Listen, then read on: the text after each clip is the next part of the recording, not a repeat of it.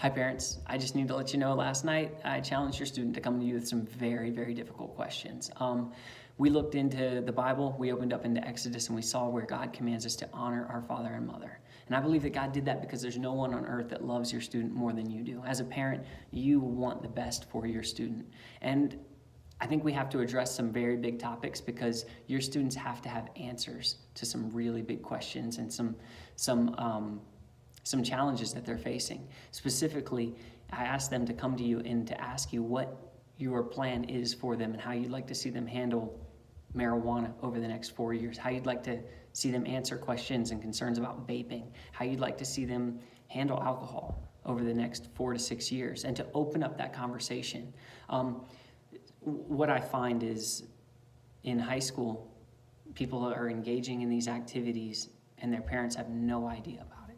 It's going on behind the scenes. They're all good kids, but they're engaging in these activities and the parent doesn't know. So we want to get on the front side of this, open up that conversation and begin talking about it and seeing what kind of answers and conclusions we can come up with our student. Okay? We do not, all the stats I see, we don't find humans in their 40s with addiction problems that didn't start between the ages of 14 and 18. It starts young, and I would say that there's substance abuse problems happening even younger than that. They're definitely going on in the middle schools.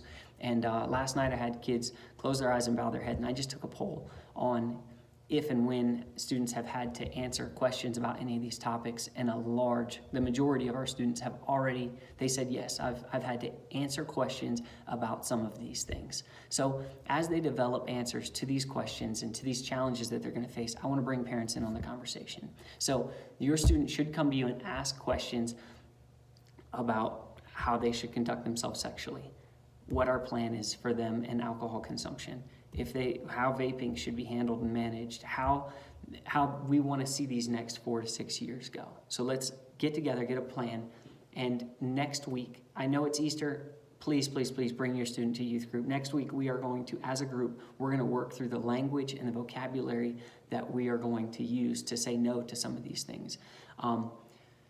I know that some of our students are going to use drugs and alcohol. They're not going to do it perfect, guys. I just need you to know that. I know that. But what I do not want is I do not want to see kids get blindsided anymore. I don't want them to think they're showing up to a birthday party and it be a party and there be drugs or alcohol there and our students not know how to say what they need to say to maintain the lines and the boundaries that they have.